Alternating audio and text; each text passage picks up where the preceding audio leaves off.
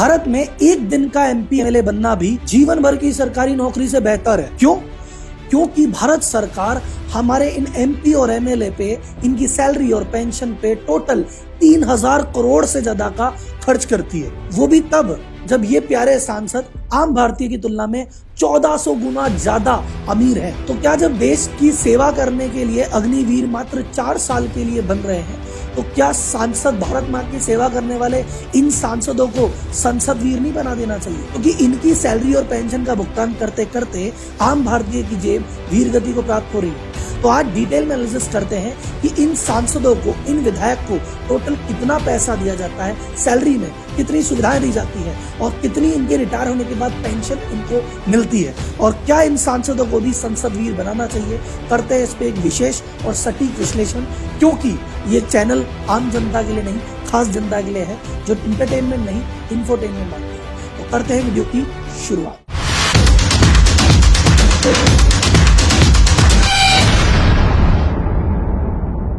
एक बार ये देखते हैं कि हमारे भारत देश में टोटल सांसदों की और एमएलए की आखिर संख्या है कितनी। तो देखो, भारत में 2 तरह की सरकारें होती है, केंद्र सरकार और राज्य सरकार। केंद्र सरकार में 2 सदन है, लोकसभा, राज्यसभा। तो एक बार टोटल करते हैं। लोकसभा में टोटल सांसद है 543, राज्यसभा में टोटल सांसद है 245। तो इनकी संख्या हुई 788। ये केंद्र का मामला है। और हमारे भारत देश में 28 राज्य और 8 यूनियन टेरिटरी को मिला के टोटल एमएलए की, विधायकों की संख्या है 4130। और एक इंटरेस्टिंग चीज कि भारत में 6 राज्य ऐसे हैं जहां पे विधानसभा के अलावा विधान परिषद भी है। वो 6 राज्यों के नाम फिर कभी, बट ये टोटल जो विधान परिषद के सदस्य हैं उनकी संख्या है 426। तो टोटल फिगर होता है 4556, ये विधानसभा का, और वो 700 वाला फिगर था आपका केंद्र का। तो इस प्रकार टोटल हमारे सांसदों और विधायकों की मिला के माननीय नेताओं की संख्या होती है 5344। अब एक बार देखते हैं कि इनकी सैलरी पे, पेंशन पे, बाकी चीजों पे टोटल कितना खर्चा होता है और हमारी जेब को कितनी वीर गति प्राप्त होती है। तो भारत सरकार अपने हर एक सांसद पे ओवरऑल मंथली खर्चा करती है 2,70,000 के आसपास का। इसका जो ब्रेकअप है एक बार अपन इस पे चर्चा कर लेते हैं। इनकी 1 लाख रुपए की इनको बेसिक तनख्वाह दी जाती है। उसके अलावा इनको दिया जाता है 2000 रुपए पर डे का डेली अलाउंस, कि भैया विधायक साहब है, चलते घर से चलते फिरने आने जाने में हो जाता होगा खर्चा, दे दो। तो टोटल 2000 पर डे के हिसाब से 60,000 रुपए का ये खर्चा इनको मिलता है। इसके अलावा इनको 70,000 कॉन्स्टिट्यूएंसी अलाउंस और मिलता है कि अरे ये तो घर से संसद आने जाने का खर्चा था, कल को तुम विधायक में भी अपने सांसद क्षेत्र में गए तो उसका भी तो पैसा लग सकता है, 70,000 ये वाले भी रखो। 60,000 इनको ऑफिस अलाउंस मिलता है, जिसमें कहते हैं भाई 40,000 रुपए में कोई पीए रख लेना, 20,000 में तुम्हारे पेन, पेंसिल, कागज पत्तर कुछ भी आए उसका पैसा भी रखो, जेब से 1 रुपया न लग जाए तुम्हारा। 60,000 रुपए उसके भी ले। उसके बाद एक बड़ी इंटरेस्टिंग चीज है, इनको टेलीफोन अलाउंस मिलता है 5000 पर मंथ का, जहां पे जियो में हमारे मोटा भाई ने कह दिया कि 400 रुपए का रिचार्ज कराओ, महीने भर के मजे लो, वहां पे इनको देते 5000 रुपए भैया पर मंथ के। उसके बाद अगर एमपी साहब हमारे घूमने जाना चाहें तो बात सुन लीजिए, अगर आप रोड से चल रहे हैं 16 रुपए पर किलोमीटर हम आपको देंगे। अगर आप ट्रेन से जा रहे हैं तो फर्स्ट एसी में जाइए, अनलिमिटेड टिकट है, आपकी मर्जी है जितना घूमिए। फ्लाइट से जा रहे हैं, साल के 34 टिकट देंगे, आराम से घूमो फर्स्ट क्लास में, कोई टेंशन नहीं है। उसके अलावा हमारे सांसद साहब को कहते हैं भैया 4000 लीटर तक पानी की टेंशन नहीं है और 50,000 यूनिट तक बिजली की टेंशन नहीं है, खूब जलाओ, आप ही की सरकार है, आप ही का देश है, कुछ करना है जो करो, आपके पैसे थोड़ी लेंगे। तो सर जी कंक्लूजन में ऐसा बात कर लें कि देखो तुमको तनख्वाह वैसे मिलेगी, ऑफिस आने जाने के अलग मिलेंगे, कॉन्स्टिट्यूंसी जाने आने के अलग मिलेंगे, खाने के अलग मिलेंगे, पीने के अलग मिलेंगे, रहने को जगह मिलेगी, आपको मोबाइल का हम देंगे, बिजली हम देंगे, पानी हम देंगे, आप बस मजे करो।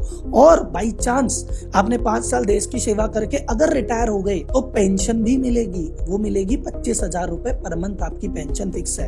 अब आप पूछेंगे सर जी रिटायर तो आदमी 30 साल 40 साल की नौकरी करके होता है, वो आम आदमी होता है। नेताजी तो एक दिन भी सांसद बन गए, रिटायर होंगे, तनख्वाह उनकी पक्की है, उनकी पेंशन पक्की है। आम आदमी रिटायर होता है 30-40 साल की नौकरी करके, नेताजी 5 साल की सांसदी करके भी रिटायर हो सकते हैं। अगर दोबारा सांसद बन गए, दोबारा रिटायर होंगे, दोबारा पेंशन मिलेगी, जितनी बार सांसद बनेंगे उतनी बार पेंशन मिलेगी। अच्छा, आपने कभी ऐसा सुना है कि सैलरी और पेंशन एक साथ मिले?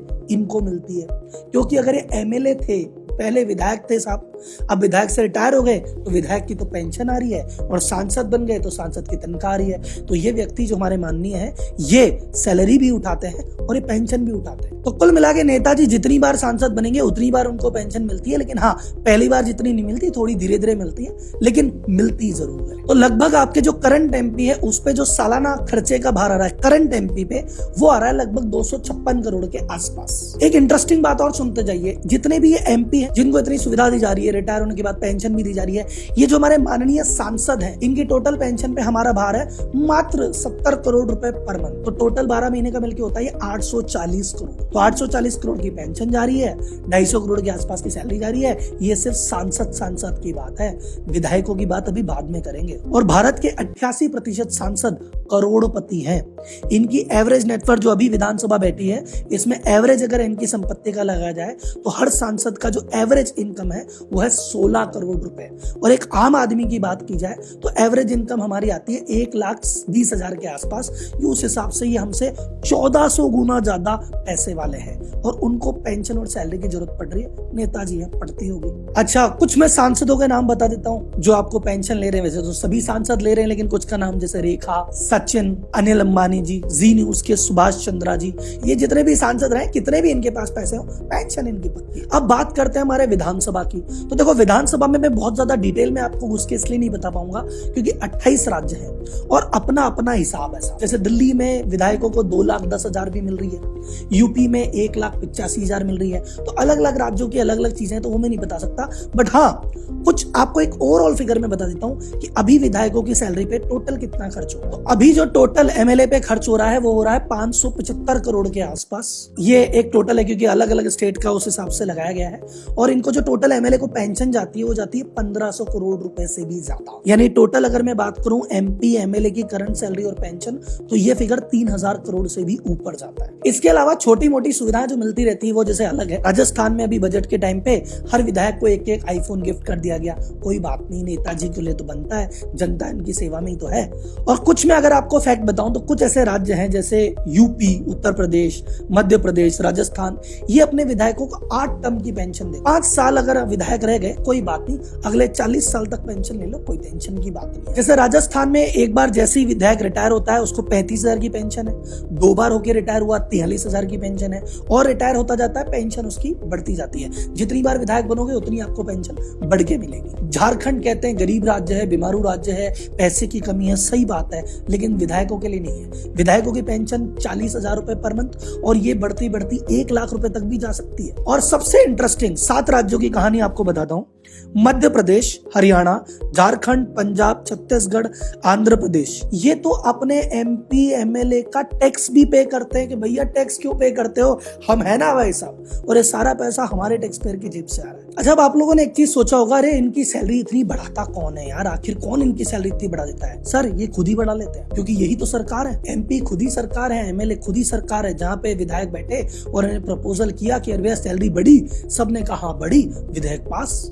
आपको कोई कानून पास कराना हो जो जनहित में हो, जो सपोज भ्रष्टाचार के खिलाफ कोई कानून पास कराना हो, तो कोई हाँ बोलता है, कोई ना बोलता है। पार्लियामेंट में या किसी भी विधानसभा में कुछ ही ऐसे बिल आते हैं जिसमें सर्वसम्मति होती है। उनमें से एक बिल है सैलरी बढ़ाने का। सैलरी 200% बढ़ा दें, हाँ जी बढ़ा दो, खुद ही सरकार है, खुद की सैलरी खुद ही बढ़ाते हैं। ये 2018 में इनकी सैलरी बढ़ाई गई और इनको कहा भाई तुम्हारी सैलरी बढ़ गई, खुश हो?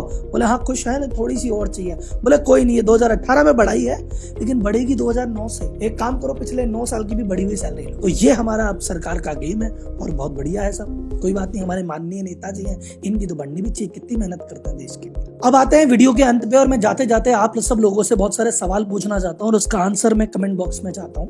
पहला सवाल कि ये जो इतना भारी भरकम हमारे एमपी एमएलए पे खर्चा किया जा रहा है, क्या ये आम भारतीय जनता पे देश में रहने की एक फीस है? जब हमारे भारत देश में एक ऐसी स्कीम है जहाँ पे कोई व्यक्ति देश की सीमा पे जाएगा, देश की रक्षा करेगा 4 साल तक, और 4 साल के बाद उनमें से 75% युवाओं को कहा जाएगा कि भैया तुम्हारे लिए कोई पेंशन नहीं है।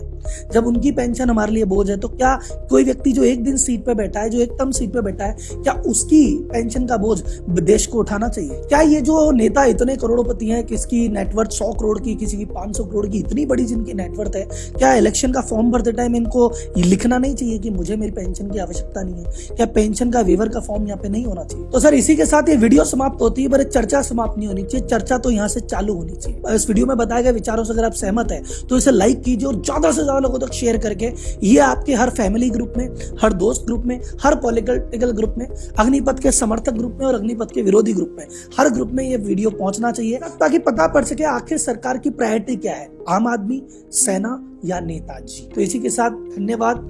जय हिंद, जय भारत।